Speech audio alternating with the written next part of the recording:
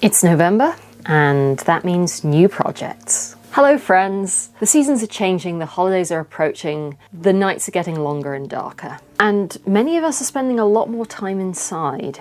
And this liminal period is exactly when a lot of people decide to start new projects. A lot of people, myself included, are very good at putting aside time to work on projects. Time to sew. This Saturday is a sewing day. I'm going to start making whatever project we've decided is next. And then it gets to Saturday and wait, I still need to do this. I need to tidy the space. I don't have all the supplies that I need. And all of a sudden, instead of spending your day sewing, you've spent your day doing sewing-related admin and preparation. And now you're behind on your schedule and you're disheartened. Here are 5 things you need to do before you start sewing.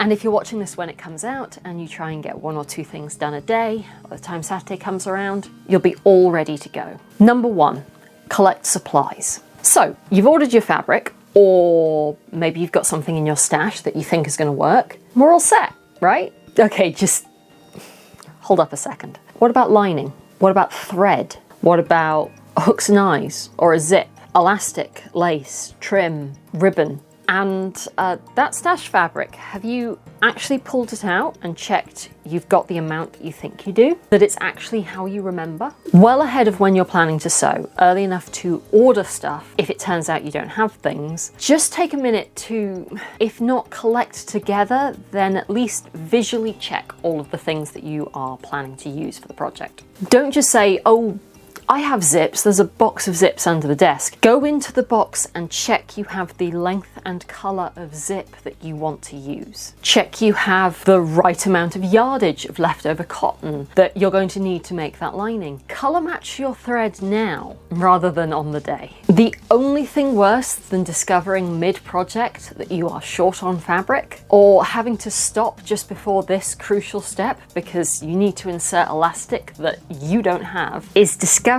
in the final throes of the project that you don't have closures to actually finish it off. And the only thing worse than that is going to start that project that you've been planning for ages, only to find out that that stash fabric is flimsier or a slightly different colour, or you just don't have as much of it as you remembered you did. It's just not going to work for this project. Check these things in advance, not on the day. Secondly, pre-wash your fabric. So everyone hates pre-washing fabric. I can't explain it. It's not difficult, it's just annoying. And not all fabrics need pre-washing, but a lot of them do. Even though this is many people's least favourite step and the one that most people will skip if they can get away with it, it does make a difference. With pre-washing fabric, you're trying to account for 2 factors. Firstly, shrinkage, which can significantly change the size and shape of your final garment after you've made it. And secondly, many fabrics on the Bolton fabric stores have been rolled with starch or some kind of sizing to make the fabric stiffer and less prone to creases. So the drape and structure of the fabric will be very different once it's been washed. Washing the fabric will also give you a good idea of how badly it's going to fray in future, so you can make decisions about how you're going to treat the seams when you make this project. And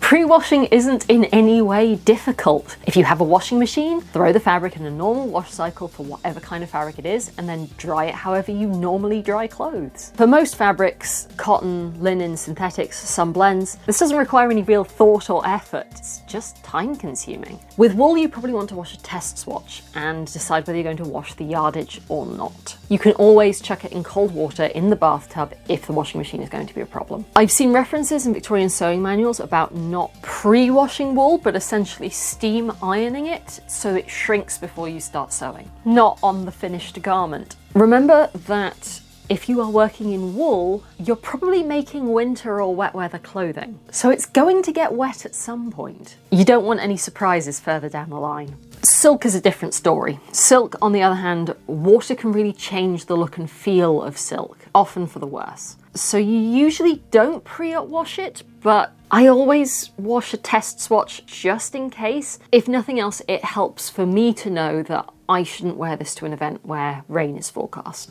Number 3, prepare your pattern.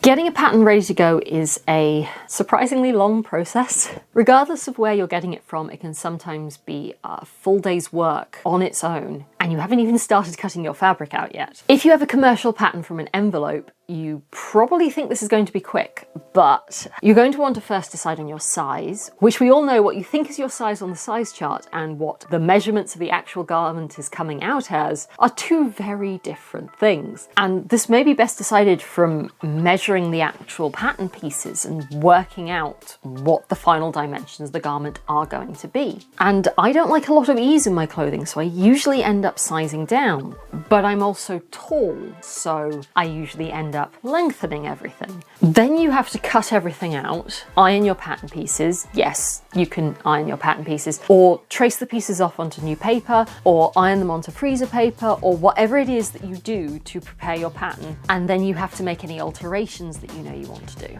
Having a commercial pattern from an envelope doesn't mean that you're just ready to go. If you have a PDF pattern, you have to print it off and stick it all together, and then do all the things that you might have to do with a regular commercial pattern anyway. If you are scaling up a pattern from a book, that's going to take a long time in and of itself, and then you still need to resize it and cut it out and make alterations. Oh, and if you're drafting your own pattern from scratch, you can see where I'm going with this. It can be really tempting to think of the pattern as just there, especially if it's just in this envelope and thus not an actual investment of time. But it is. It takes time, sometimes a lot of time, and you need to budget for that. 4, tidy up.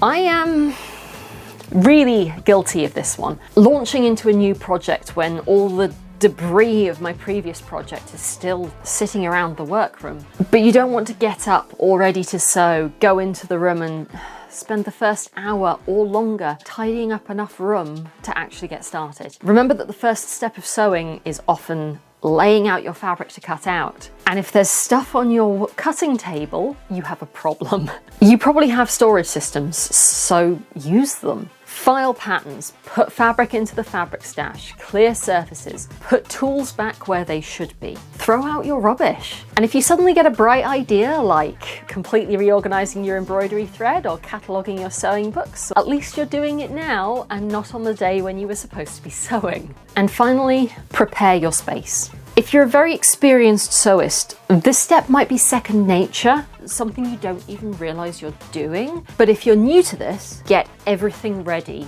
at the start of the day.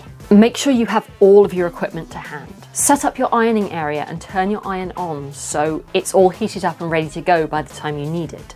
Wind your bobbins and thread your machine. Make sure you have snacks, drinks, and a playlist ready to go, or whatever it is that you have on while you're sewing. Plan ahead for unavoidable breaks, like feeding other pets or humans. You might even want to have a pre-sewing checklist, and if you find you have to stop in the middle of a project to do something else or get something set up and that derails you, add it to the list for next time. Once everything is prepared and set up, there's nothing to stop you getting your head down and getting on with your project. And you've already done a whole load of the work to get you there, and you didn't even realize you were doing it.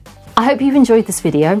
Don't forget to like, comment, and subscribe to keep the YouTube gods happy. Follow me on Instagram if you like cat pictures. And if you feel so inclined, there is a link to my Ko-fi in the description box if you'd like to make a one-off donation to support this channel and help keep me in out-of-season Halloween prints. Dream big, and I'll see you next time.